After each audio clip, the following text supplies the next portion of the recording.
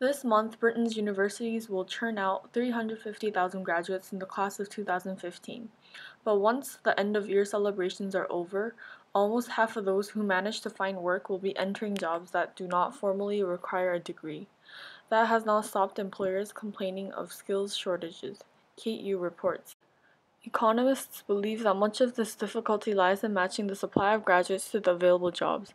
In 2010, Peter Diamond, Dale Mortensen, and Christopher Pissarrides won the Economics Nobel Prize by demonstrating that unemployment can stay high in times of vacancies.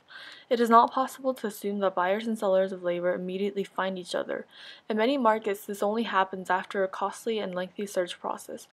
To understand this problem, economists have started to look in a surprising direction for inspiration: online dating. With its complex matching processes, costs of looking around, and emotional highs and lows, a job search shares many characteristics with the world of virtual love.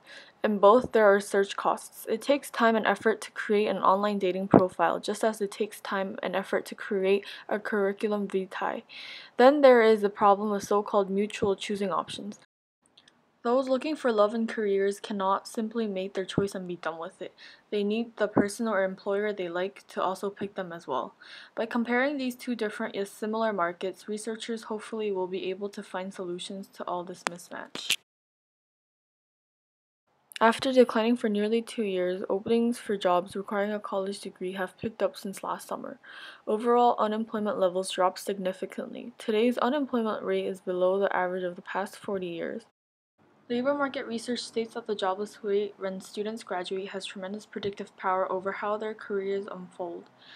Though it is too soon to tell what percentage of the nearly 1.9 million graduates in the class of 2015 will have jobs within the first few months of graduation, a recent National Associations of Colleges and Employers survey finds that employers plan to hire nearly 10% more new college graduates this year as compared to last year. Each company survey listed, on average, nearly 150 new job postings this year. Last year, the average was about 100 for grad students. In the most sought-after majors, engineering tops the list, followed by business, computer sciences, and accounting. However, an increasing number of graduates are taking jobs that don't require a college degree.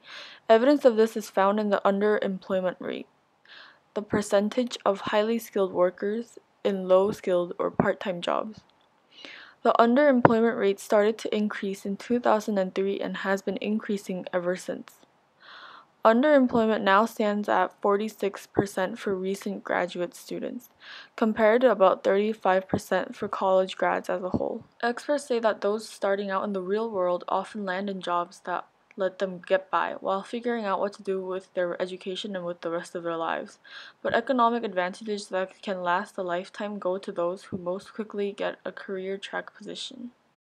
Famed mathematician John Nash, whose life inspired the movie A Beautiful Mind, was killed in a car accident at the New Jersey Turnpike. The 86-year-old died along with his wife, 82-year-old Alicia Nash. The Nash couple were traveling in a taxicab on the New Jersey Turnpike at 4:30 p.m. Saturday when the vehicle got into a car accident, KU reports. As a group playing touch football.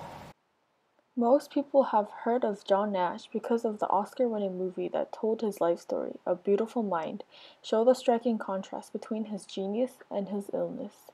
Gentlemen, the great John Nash. Because while Nash was a Nobel Prize-winning mathematician, he was also a victim of paranoid schizophrenia, which crippled him for decades. He spoke with Mike Wallace on CBS Sunday Morning in 2002. I wouldn't really be able to think deeply and effectively as a mathematician if I were taking medicine. Just this past week, Nash was honored with the Abel Prize in Norway, one of the highest honors in mathematics. I accept the award with gratitude. He was returning from that trip to Norway Saturday afternoon with his wife of nearly 60 years, Alicia, when their taxi driver lost control and hit a highway guardrail. The Nashes were both ejected from the cab. There has been worldwide reaction. Ron Howard, who directed A Beautiful Mind, tweeted, "Rest in peace. It was an honor telling a part of their story." And Russell Crowe, who played him, wrote, "Stunned. My heart goes out to John and Alicia and family." Xiaomi, one of China's biggest tech companies, launches its online US store Monday. Fans of Mi brands will now be able to snap up its accessories, including Mi headphones and the Mi Fitness Band. Xiaomi is the third biggest smartphone maker in the world, worth an estimated $45 billion. Xiaomi's vice president Hugo Barra spoke to me about the company's products and its ambitions.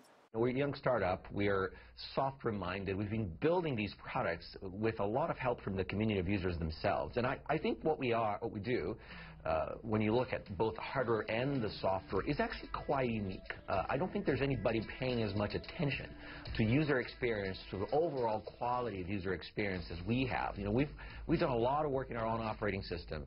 We've done a lot of work on services, internet services on top of that operating system that make the experience of using a Mi phone actually quite unique. So you got to try it for yourself.